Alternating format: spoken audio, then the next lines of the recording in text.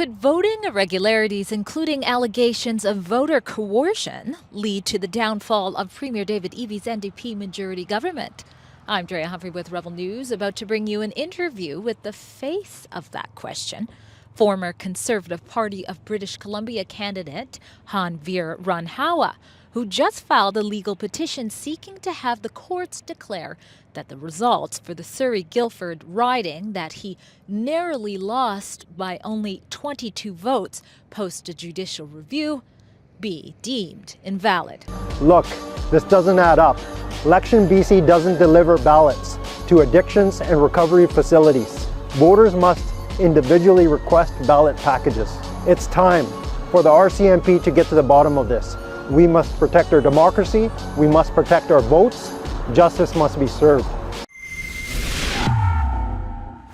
Well, it's never a dull day in BC politics anymore, with the Conservative Party of BC now pushing hard for the government to allow an independent review, and their former candidate, Randhawa, who happens to be a lawyer, having filed a petition to have the courts trigger a by-election. Who knows what this province's government could look like by the end of this year. By now, some of you likely caught my report at our website called bcelectionintegrity.com, where I informed you that Randhawa and the party have formally alleged to have discovered 46 irregularities in the Surrey-Guildford riding. That's the riding where Randhawa narrowly lost by a mere 22 votes to the NDP's Gary Bagg. Now, among those irregularity concerns include things like allegations that people have voted in this riding that don't belong to the riding, and also that people were told that they couldn't vote because they already had, even though they had not. But the most damning by far of all relates to 21 votes that were cast through mail-in ballots, and they all came from this address, this home, which is a care home right behind me. It's called the Agile Lodge, and in there, apparently, 21 different clients signed. But Hanvir and his team have secured statements, sworn-in statements, that at least some of them are claiming that they were basically coerced to do so according to the staff's liking. I'll link my full report with more background on this, but for now I wanted to catch up with Mr. Randhawa right after the filing took place. All right, Mr. Randhawa, many questions are circulating after the bomb that was released, concerns over potential voting coercion. But before we dive into that a little bit more, why don't you tell us a little bit about the yo-yo experience you had between thinking you won the election and then finding out it was so close in the end? What was that like for you? No, absolutely. So, as everybody knows, that on October 19, when the final voting date closed, we had 103 votes lead. And interesting is this 103 vote lead was pretty consistent throughout the entire voting count, and except only about 600 votes to be going for the mail-in ballot and some alternative voting.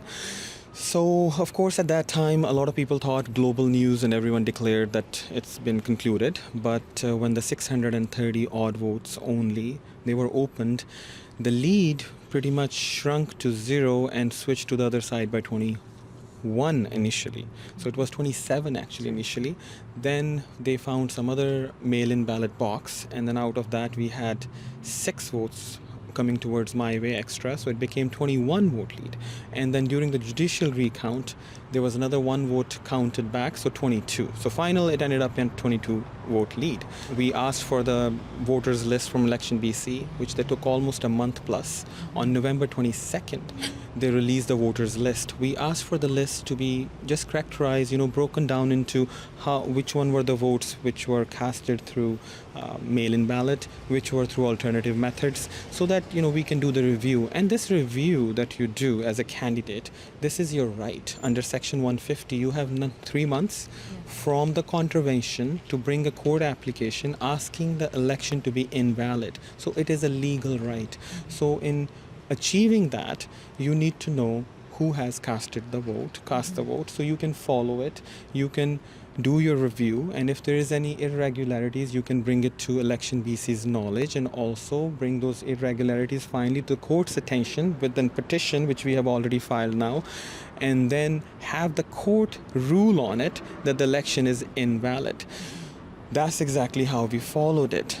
Now, one particular place, which was a lodge, which was right across the school where the voting was happening, and it's so close, it's literally like we are standing here, the building right across there, so you could literally throw a stone and it would hit the voting place. So all the votes were mail-in ballots, so of course this stuck out to us. Even though this information was not given to us by BC Election, we tried really hard to put together the data, figure out which votes were done till the 19th, which came later. So the same process, which could have been so much easier, and maybe we could have found way more irregularities if the data was provided to us in an easy fashion. But given the time constraint of having to wrap everything up, going through homes, it's not an easy process. You have to understand how the way the data was given to us, it was so cumbersome. But in any event, we did our best. So many volunteers, so much support from the community, so many people put their time, and then we found these 46 irregularities. Out of these 46, 21 comes from one spot. Interesting to notice this. It is 21 irregularities, and before the judicial recount, it was 21 vote lead.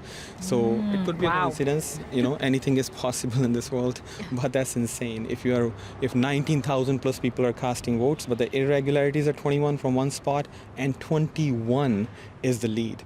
In any event, so therefore, BC Elections, we made a complaint, Elections BC.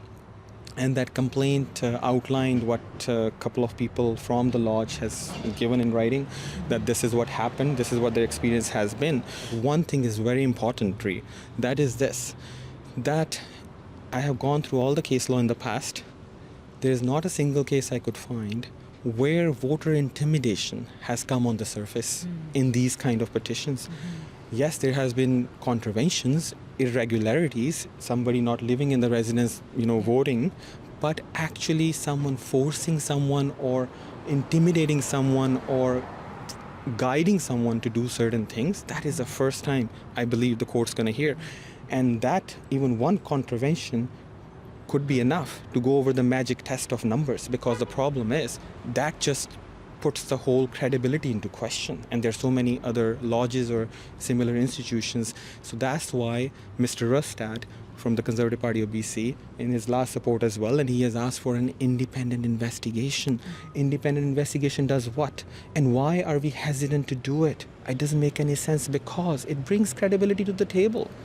If there is nothing wrong and you are the premier or the running party, you would be open for this. And given what has come forward, I think that should be taken seriously. And yes, maybe they are taking the time for the Elections BC's review to be finalized.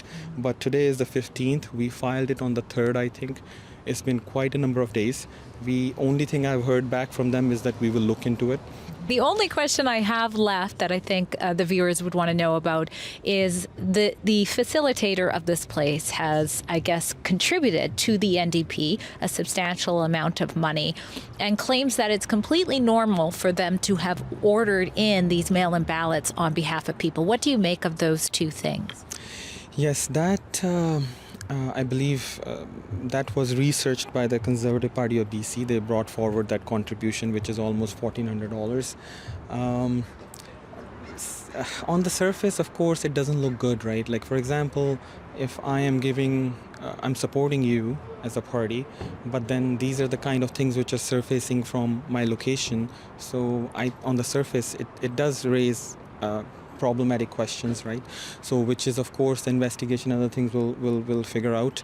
And number two, interesting is that what I read on an article which states that the news article that the owner of the lodge has stated that these ballots appear at the lodge, So, and then the BC Elections official stated that can't be correct. We don't do that. Yeah.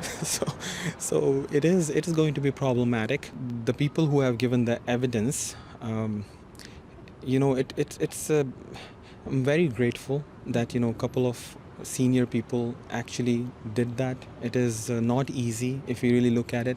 They have given an evidence where they are in the care of certain people, and stating such thing which could make things difficult for them. But hands off to them that they took this initiative, and of course I hope that at the end of the day the systems in place do their job and this comes to light. Now, I reached out to the facility. It is a mental health care facility, so out of respect that I haven't gone in there today.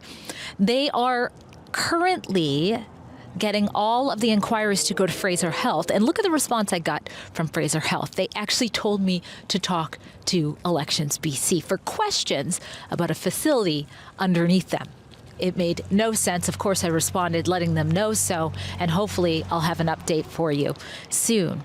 But for now, let me know what you think is really going on here. Drea Humphrey for Rebel News.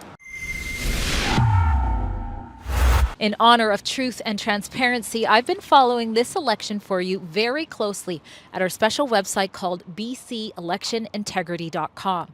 I also have set up an easy way for you to take action in joining that there will be asking, demanding for such an independent review into it. Again, that website is called bcelectionintegrity.com, and you can also donate what you can to cover the expenses of those reports.